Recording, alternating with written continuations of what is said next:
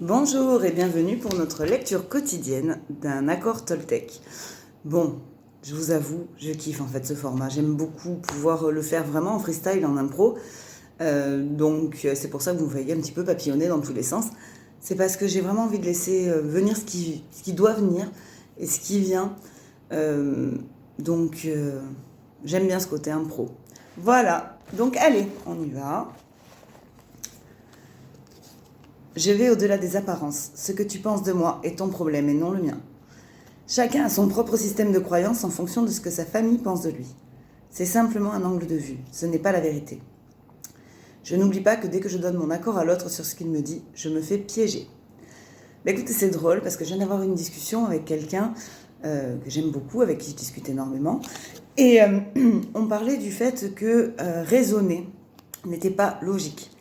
Alors là, je reprends un peu ces mots parce que j'ai trouvé que c'était quand même bien expliqué. On raisonne chacun avec notre système de croyance. Donc, la raison n'est jamais factuelle. Voilà. La logique, elle est factuelle. Donc, la logique, elle est que 1 plus 1 égale 2. Mais si on raisonne à cette équation-là, équation carrément pour 1 plus 1 égale 2, on le voit avec son système de pensée à soi. Il y en a qui vont dire 1 plus 1 égale 3. Est-ce qu'ils ont vraiment tort? Ils ont peut-être une raison à ça. Bon, là, j'extrapole un petit peu avec un exemple qui n'est peut-être pas le mieux choisi, mais on raisonne et on réfléchit avec son histoire de vie, avec ses compréhensions, avec sa capacité d'analyse, qui est donc différente d'une personne à une autre. Donc quand on réfléchit, quand on raisonne, il ne faut pas s'étonner si les gens ne comprennent pas toujours, parce que ce n'est pas forcément raccord avec eux, leur système de pensée, leur système de valeurs. Bon, alors en fait, cette carte, je vais au-delà des apparences. Ce que tu penses de moi est ton problème et non le mien. Tout bêtement, ça revient vraiment à ce que je disais juste avant. L'image qu'on projette, on est parfois étonné de voir que les gens ont une image très différente de nous que ce que nous, on pense. Parce qu'ils ne nous voient pas à travers les mêmes filtres. Donc une personne qui va dire, voilà, moi j'ai fait ça, je le fais de mon mieux.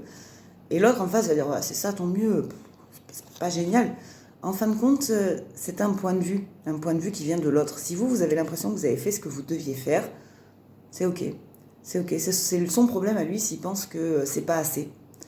Ça marche souvent dans les relations de couple. Oui, mais il aurait dû, il aurait pu, il aurait... Ça, c'est des projections en fait. C'est des projections parce que...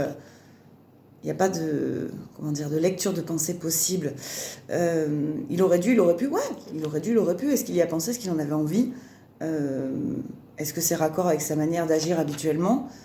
Arrêtez d'attendre des autres qui pensent comme dans votre tête à vous.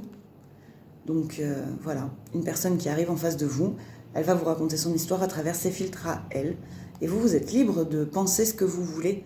Elle pensera peut-être pas la même chose.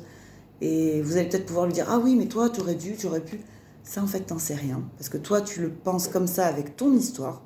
La personne en face, elle était peut-être pas capable de ça, ou elle en avait peut-être pas envie, ou c'était pas raccord avec elle-même, et son histoire, et son avancée. Apprendre à communiquer avec les autres, c'est pas simple. Et accepter que l'image qu'on projette n'est pas forcément l'image qu'on pense être de soi, c'est déjà un travail en soi énorme. Mais quand on s'affranchit de ça, on s'affranchit aussi du regard des autres. Et on arrête de penser qu'à chaque fois que quelqu'un vous regarde, il pense que si, que là, que machin. Est-ce que je suis bien coiffée? Est-ce que je suis... Non. Ça, c'est un poison, ça. C'est un poison. Quand on commence à se mettre dans la tête des autres et qu'on a peur de ce qu'ils pensent et du jugement, on s'empoisonne tout seul. Donc, c'est quand même vraiment dommage de se pourrir la vie, je vais carrément dire ça, de se pourrir la vie à attendre que les autres pensent de vous que vous êtes quelqu'un de formidable. Alors évidemment, on ne le fait pas exprès. On ne le fait pas exprès, ça vient de nos conditionnements à nous.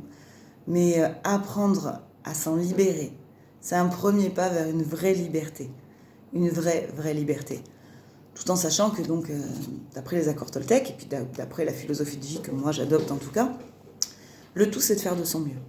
Et d'accepter que aujourd'hui on a fait quelque chose, demain on pourra faire autre chose, et ça sera sûrement différent, et on aura peut-être changé d'avis. Acceptez toujours de changer d'avis, ne restez pas bornés. S'il y a quelque chose dans votre vie qui vient à évoluer, acceptez-le et travaillez avec. Voilà. Bon, écoutez,